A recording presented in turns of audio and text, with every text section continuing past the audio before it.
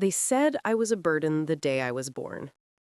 The sixth daughter, the unwanted one. Even the midwife sighed when she told my mother, "Again, a girl. This one is too black. What bad luck! Your other daughters are fairer than this one." I was too young to understand the word shorem, shame, but I felt it every time my ma looked at me. All my sisters went to school. They had new dresses on Eid, bright ribbons, and books wrapped in brown paper. They laughed together, walking to class, their sandals tapping like music. And me? I stayed home to scrub the floors, wash their uniforms, and fetch water. I watched them write their names in neat letters, and I wrote mine only in the dust. "Ma," I said once, "why can't I go too?" She didn't even look at me. "Books don't feed mouths," she said flatly. "You're not smart enough for books anyway. What use is studying for a girl like you? You have neither looks nor brains. Your skin color is getting darker than the iron pan. As soon as you reach puberty, you'll be married off. Having 6 daughters is a burden enough. You were born to work, Afsana." When my sisters married, each to a decent man with a gold chain and kind eyes, people clapped and threw petals. But when it came to me, they whispered, "She's 16 already. Her skin's so dark. No one would take her, even if she came for free." They laughed, their voices slicing deeper than any blade. I was their free entertainment. After that, I stopped looking in mirrors. When I turned 16, I started working for the Chowdhury family. Their house was like a palace, tall iron gates, marble steps, servants everywhere. They gave me leftovers, and I was grateful. Their eldest son, Sahib Chowdhury, always found an excuse to come where I worked. He'd stand at the doorway while I swept. One evening, the house was quiet. Everyone had gone to the market. He came closer. "Why are you trembling?" he whispered. "You think I'll hurt you?" I stepped back. "Sahib, please, I want to finish my work." He smiled, slow and cruel. "You're pretty when you're scared. Please let me go, I beg you." "Cry louder. No one will come here." His hand grabbed my arm. I screamed. I cried for help, but no help came. He laughed and mocked me, used me as he pleased. I ran home barefoot, my throat raw from crying, my legs red with blood. "Ma," I sobbed, "he hurt me. The Chowdhury boy." Her slap came before I finished. "Shut your filthy mouth. Do you want to destroy us?" "Mom, please, I didn't do anything." Baba spat his beady out.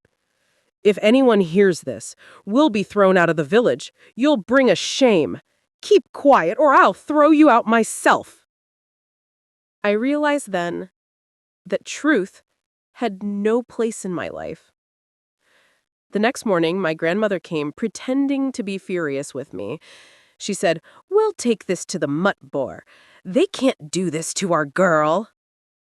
That evening, we sat under the banyan tree, where the village chief held his meetings. The Chowdhury family arrived, wearing gold and perfume. Sahib stood behind his father, calm and confident. My grandmother said, "Your son has wronged my granddaughter. You must marry them to make it right."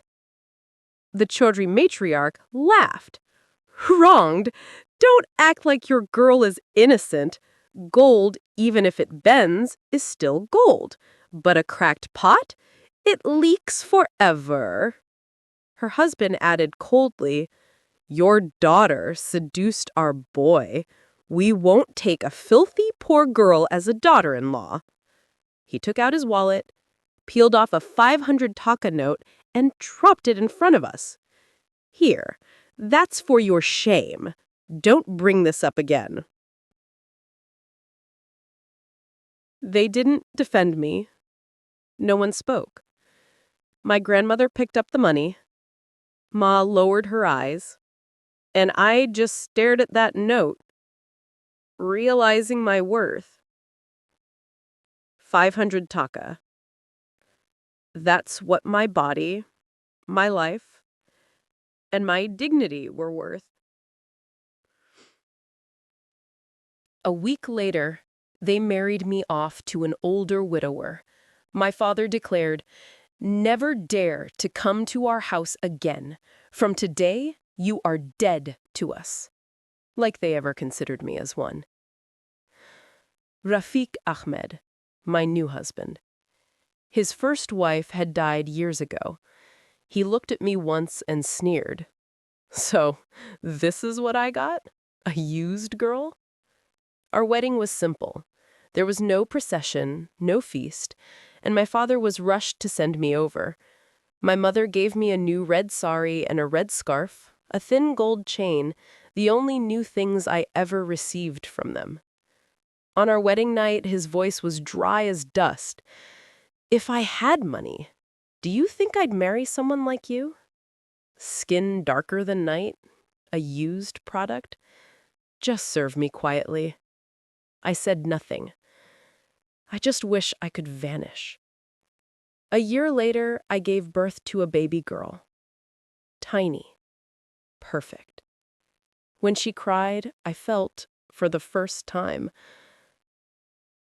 alive. I named her Pori, my fairy.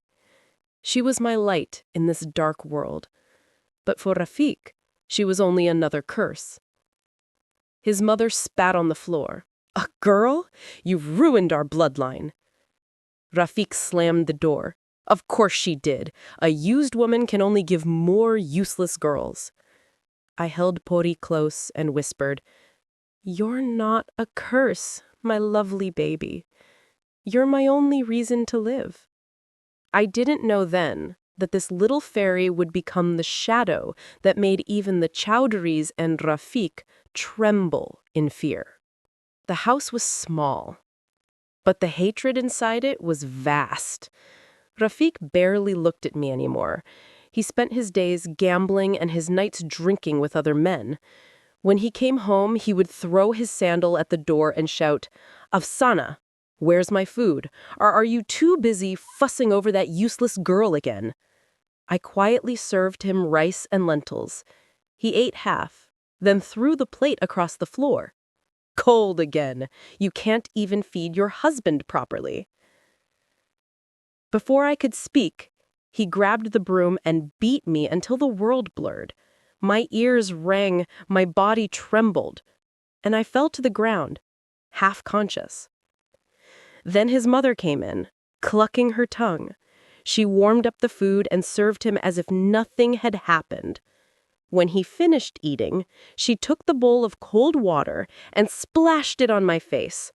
"Wake up, useless woman! What's the point of you if you can't even serve your husband warm food?" I lay there shivering, tears burning my eyes. I didn't answer. I just held Pori tightly. Pori wanted to speak, but I covered her mouth before any word escaped. I knew a single sound could bring more pain.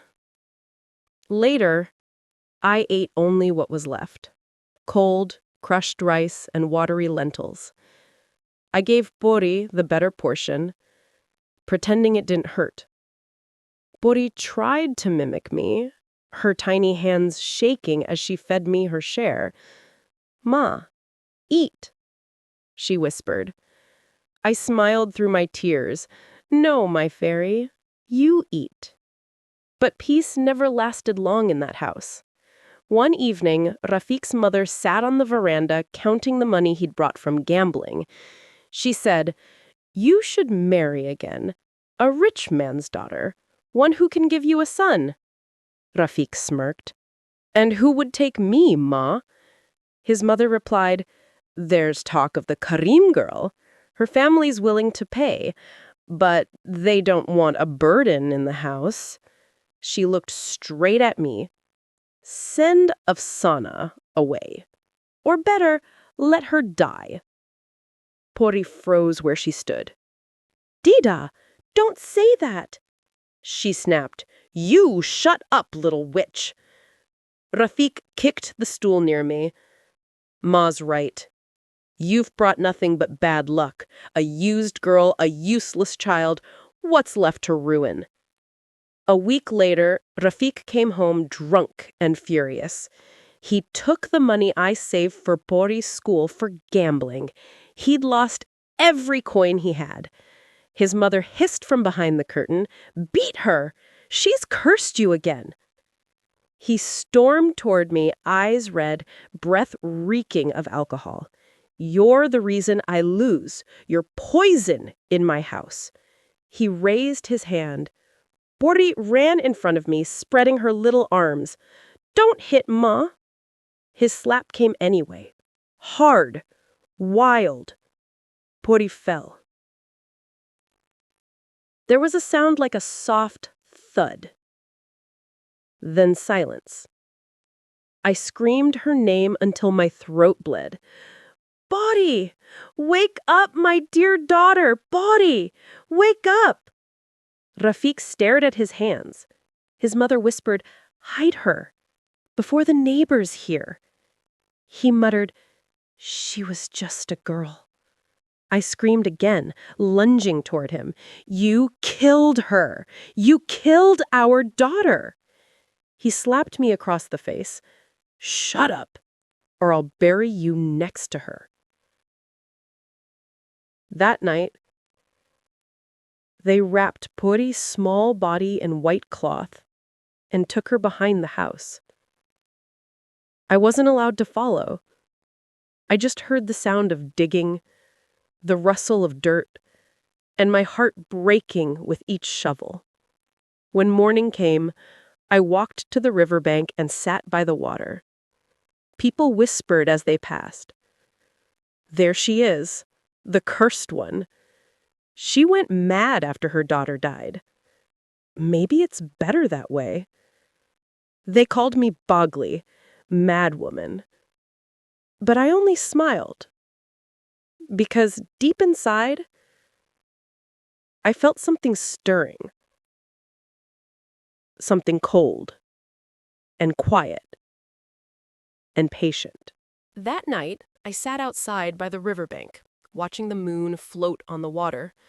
I whispered, "Why, God, why did you give me hope just to crush it?" The air grew colder. A shadow fell beside me. I looked up and saw an old woman standing there. Her hair was long, white as ash, her eyes sharp and strange. She smiled without warmth. "Your tears reach me every night," she said. Who are you?" I asked. "Some call me a witch. Some call me the Forgotten One." She crouched down, her voice like a whisper of wind through bones. "Do you want your daughter back?" My breath caught. I clutched the edge of my shawl. "You can bring her back?" The old woman nodded. "But not as she was. What returns is never the same." "I don't care," I whispered. "I just want her near me again." The witch took out a small clay jar. "Fill this with your tears, and when the last drop falls, place a strand of your daughter's hair inside, then leave it by the river under the new moon. If your love is strong enough, she will hear you." When I looked up again, she was gone. Only the jar remained, glowing faintly in the moonlight. That night, I wept until my chest ached. I cried for every insult, every bruise, every moment I wished I had died instead. And with each tear, I whispered my daughter's name.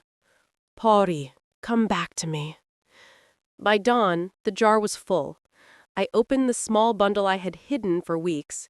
Inside was a single lock of Pori's soft hair. I placed it into the jar, sealed it with trembling hands, and left it by the river as the witch said. When I returned home, the air felt different, thicker, colder, watching. That night, I dreamed. Ma. Her voice was soft, sweet, but filled with sorrow. "They hurt you, Ma. They hurt me too. I saw her tiny hands reach out from the darkness. I whispered, "My fairy, did you come back?" "Yes, Ma." Her voice was soft, like the river over smooth stones. Then she said, "Ma, I came back with my friend. He will make them pay. He said he will make them pay." My throat tightened. I asked, my voice small and afraid, "Who came with you?" There was a pause. Pori replied in a voice that was not hers. Deeper, rougher, almost a man's. He said he forgot his name. I wanted to laugh then, nervous, relieved, but the sound died in my chest. I reached for her little hand. "You came back. That's all I need. Let us leave this place. We'll go to the next village. I will beg. You will stay by my side, okay?" Pori's small fingers tightened around mine. Then, in that same strange male tone that crawled cold under my skin, she said, "No, Ma. I need to make them pay." The words were dark and brutal. A shiver ran down my spine as if someone had poured ice along my bones. I felt both fear and a fierce, guilty relief. Because, at last, the world would answer for what it had done to us. The next morning, Rafik woke screaming. He said he saw Pori standing by his bed, smiling. His mother laughed. "You're drunk again." But the next night, she screamed too, because she saw Pori standing by the door, eyes black, hair dripping river water, whispering, "Dida." The house that once mocked me began to rot with fear, and I just sat by the riverbank, watching the ripples, smiling in that same terrible smile, because my fairy had come home. The nights were no longer safe for anyone. Rafik woke screaming, clutching his chest. "I saw her again. That cursed child is haunting me, Ma," he shouted, trembling. She, Pori, she stood by my bed, smiling." His mother, pale and rigid, shook her head. "I knew she was a jinx. We need to do something about this. How dare she haunt us?" Scratches and red welts appeared on her arms, as if invisible fingers had burned her skin. "Rafik, look at me! Look at my arms!" she cried. Rafik glanced down at his torso, scars forming in jagged, twisted patterns exactly as in his nightmares. She choked me. My body, it burns." Meanwhile, far across the village, the Chowdhury family, Sahib Chowdhury, his wife, his children, started having the same dreams. Pori appeared to them in the darkness. Her small hands grazed their skins softly, but every touch left untreatable scars.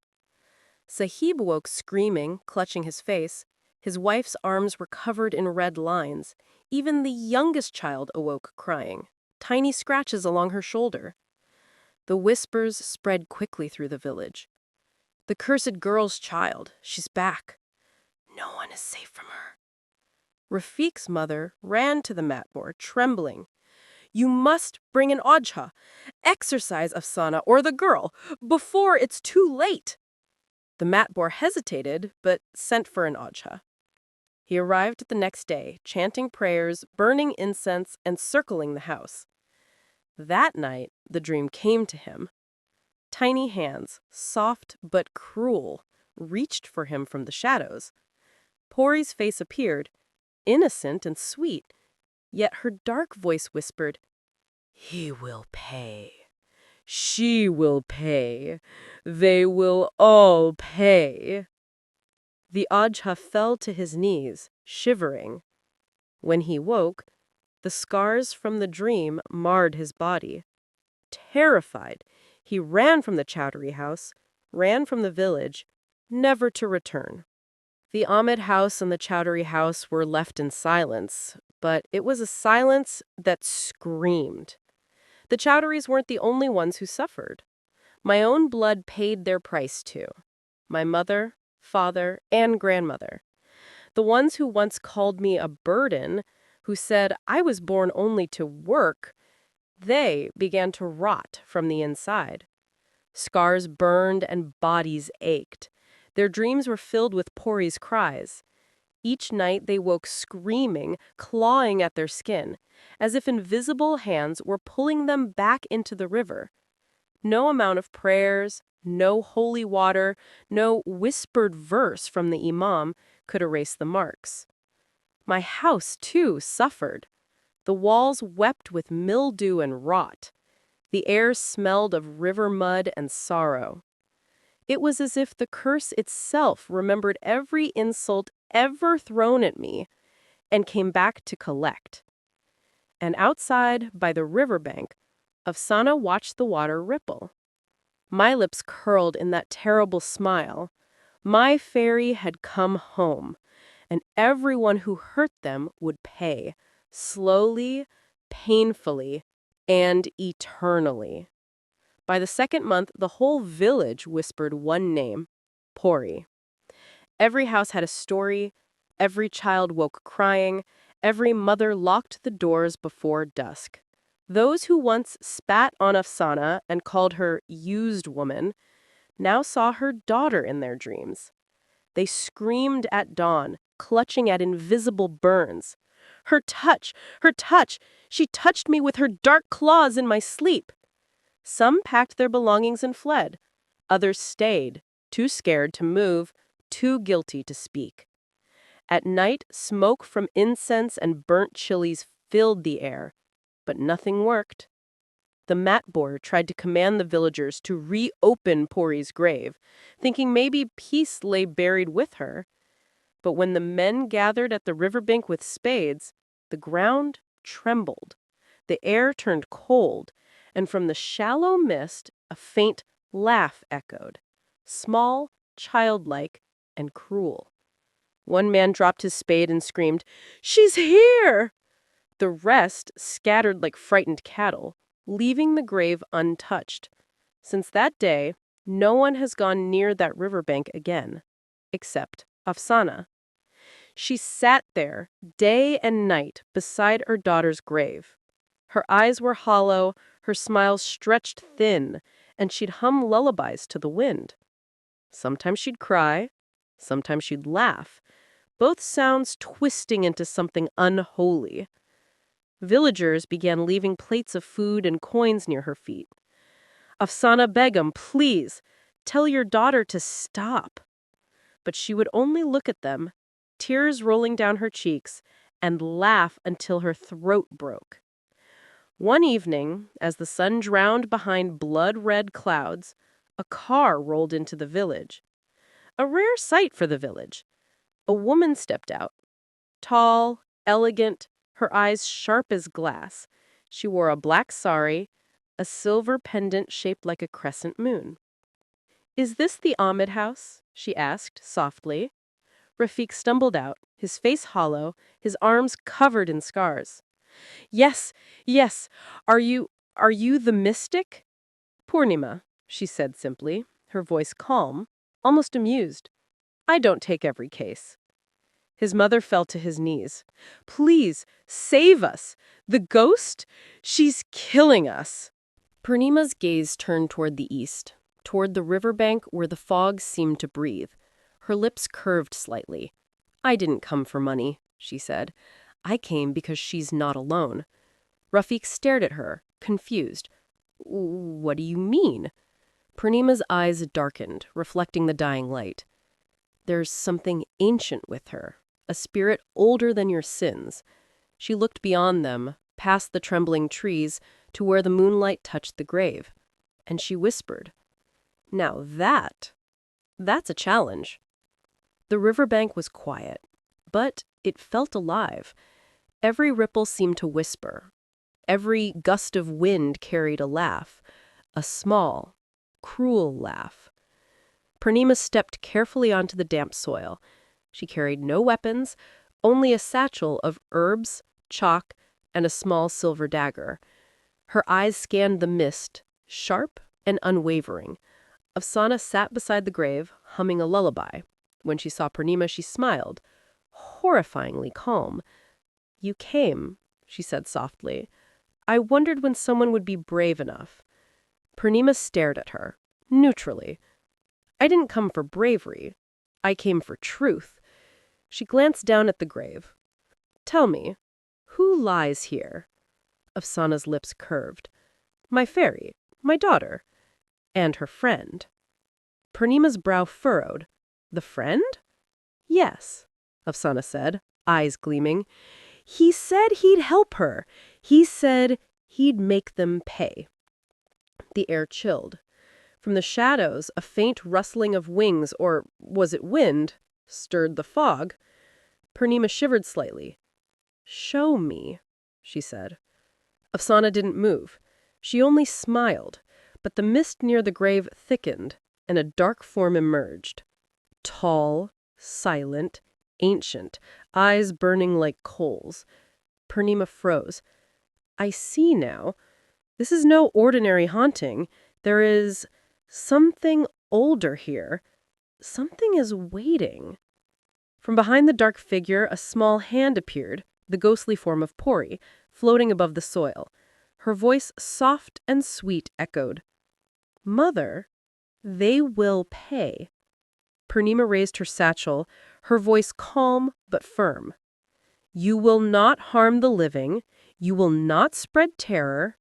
Tell me your name." Pori's eyes glowed brighter. The male voice, the dark companion, spoke, deep and cruel, resonating through the trees. "He has no name, and he will not answer to you. He is older than this world." Afsana looked at Purnima, almost teasingly. "You see her, don't you? My fairy, and her friend." Her voice cracked with sorrow and rage. "They killed my daughter! They mocked me! They thought they were safe." Purnima didn't flinch. "This challenge is greater than I imagined," she said quietly. "But I did not come here to bow. I came here to learn and to confront."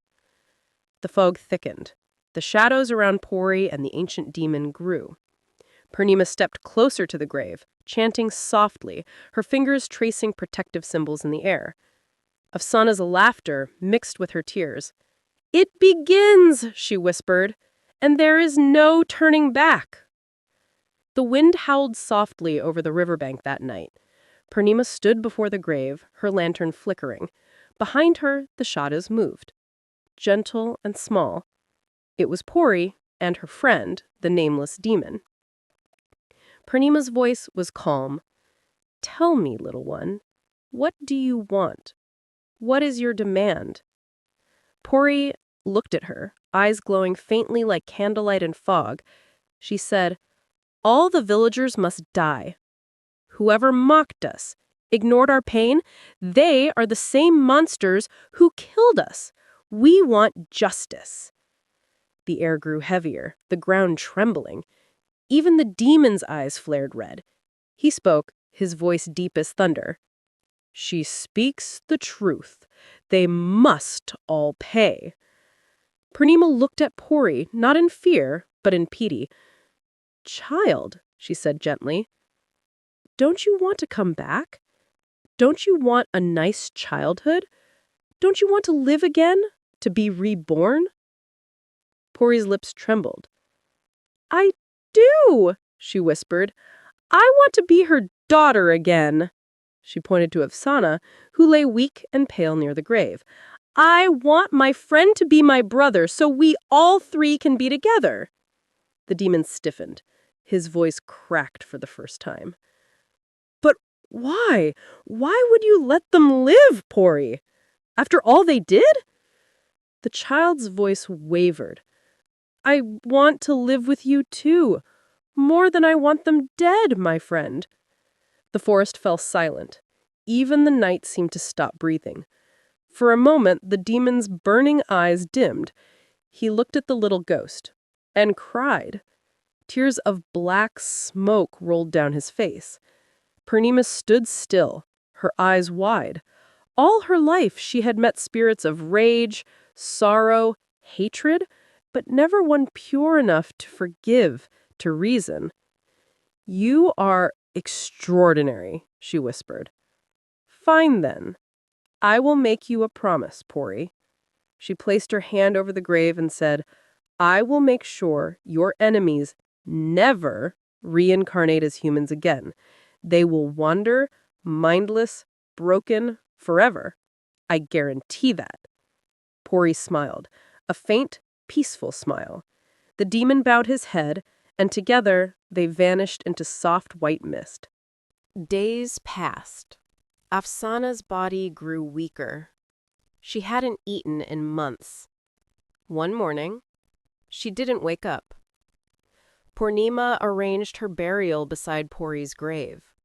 She told the village matbor, prepare a feast, feed the poor. Do it in their names, for Afsana, Pori, and her nameless brother. And so they did. The villagers gathered, they prayed, they cried, they ate. And slowly, the curse lifted. But the sinners did not die.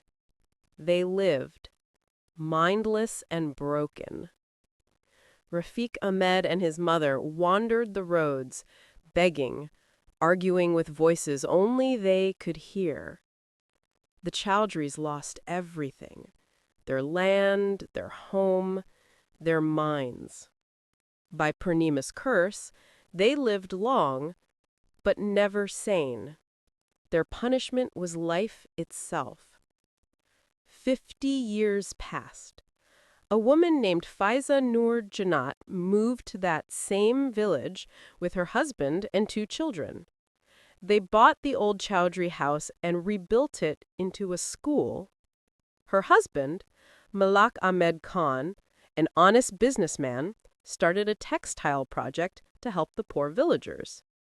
Their elder daughter, 6-year-old Faria Meher Khan, and younger son, Azra Amir Khan, played in the yard, laughing.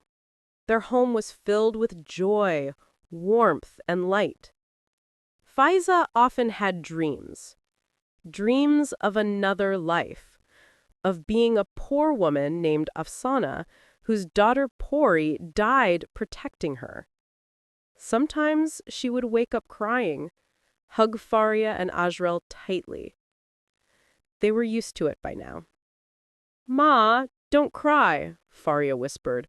We're right here. Ajrel added softly, we won't leave you, Ma. Malak would see them, smiling lovingly. He'd wrap his arms around all 3 and lift them in his arms. Hey, don't leave me out, he laughed. Faria giggled. Baba, are you the Incredible Hulk? Ajrel shouted, no, he's Superman. Faiza laughed through her tears. No, he's my angel. Malak held them close, and in that moment, he realized no wealth, no success could match the strength of holding his family in his arms. Somewhere far away, a soft breeze brushed across the riverbank where 2 graves lay side by side. If one listened closely, they could almost hear a child's laughter in the wind, gentle, pure, and free. Rebirth of the demon child. I don't remember my name anymore, but I remember the fire. I was a boy once. My mother's hands smelled of rice and river water. She'd hum when she cooked, soft songs that made the world less cruel. We were poor, but I didn't care. She said love could fill any stomach. She lied, but she had to. Then the plague came. One by one, the villagers fell, and they pointed at her, the servant's widow, the woman with a crying child. Bad blood, they said. Witch's curse. They locked her inside our hut. She screamed my name as the fire started. I tried to save her. My hands were bleeding, my throat raw from smoke. The roof collapsed before I could reach her. That was the last time I felt warmth. After that, I only felt burning. The villagers buried our ashes near the river, but the river didn't forget. It whispered to me. It kept me. Centuries passed, but the rage stayed. I watched them live, laugh, and die. Generation after generation of the same cruelty. The Chowdhurys, the Ahmeds, the ones who thought pain could be passed down like property. Then one night, I heard a child cry. She sat by the same river, clutching her own dead body. Her tears fell where my ashes had been scattered. The water rippled, and I woke again. She said her name was Pori. Her small hands trembled, but her eyes were steady. She didn't fear me. No one had ever looked at me without fear before. I can help you, I told her. But you must promise, if I stay, you stay too. She nodded. And for the first time in 100 years, the fire inside me felt warm, not cruel. We burned them all, the ones who mocked, the ones who watched and stayed silent. For every lash her mother took, I gave them nightmares that never healed. It felt right. It felt like justice. Until she said, it. I want my friend to be my brother so we all three can be together. That word, brother, it broke something inside me. A wall I didn't know I still had. And then for the first time since that night, I cried. When the priestess buried us, I felt light, as if the river finally let go. I opened my eyes centuries later to a woman's laughter, a man's voice, and a little girl calling, "Bye." Sometimes when I sleep, I see a burning hut, a woman's hand reaching out, and the voice of a child whispering, "Don't be afraid." But the faces are fading. The pain is fading. And for once, I'm living. Even if I can't remember my old name, I love my new one. Ajrel Amir Khan. My mother, father, and sisters said they thought long and hard about it, that it should bring me good luck, but they don't know. My good luck isn't the name. It's them, my family, my world. The end.